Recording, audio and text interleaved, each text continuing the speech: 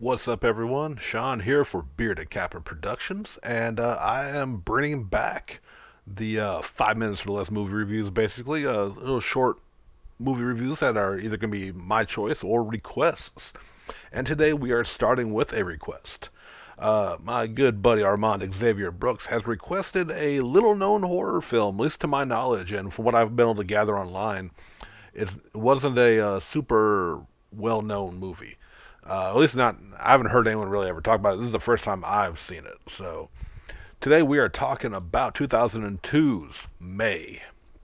This is starring Angela Bettis as the titular, the title character, May, who is a like social awkward, very just like doesn't make friends easily, kind of like obsessive and like basically a disturbed person. And Angela does an amazing job conveying this character.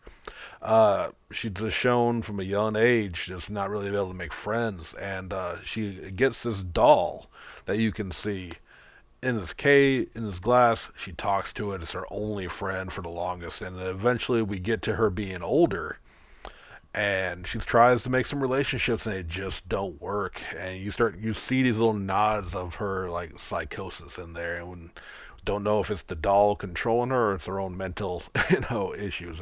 That's really what it boils down to.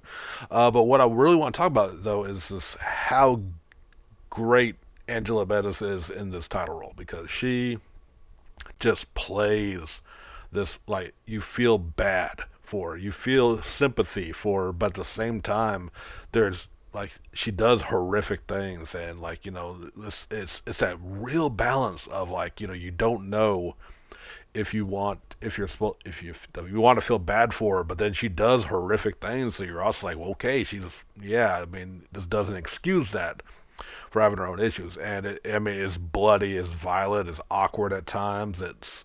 I mean, there's even some moments I laughed, and I don't know if I'm supposed to, but that might be my own mental hangups that we have it here. But this is a great look at psychosis and loneliness and what this like sometimes when you just want to make friends with people and it just doesn't work out. But unfortunately, in this case, it can be a deadly thing not to befriend May.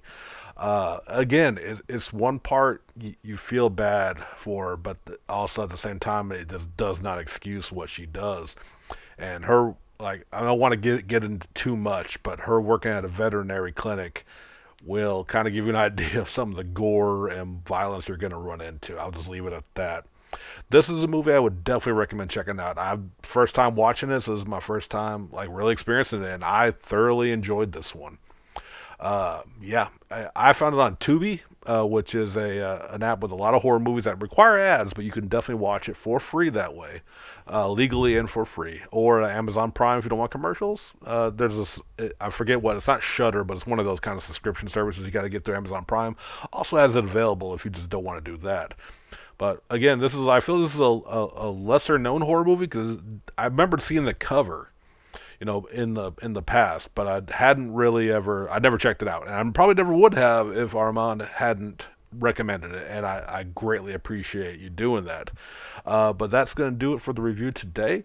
As always, like, comment, subscribe, share, and yeah, I'm taking requests for these kind of quick movie reviews. It won't be super detailed, just kind of in and out. You see about 5 minutes or less of any genre. I'll take out. If you just want to hear my thoughts, I'm gonna start putting videos up on here. And yeah, thank you once again. We'll catch y'all later.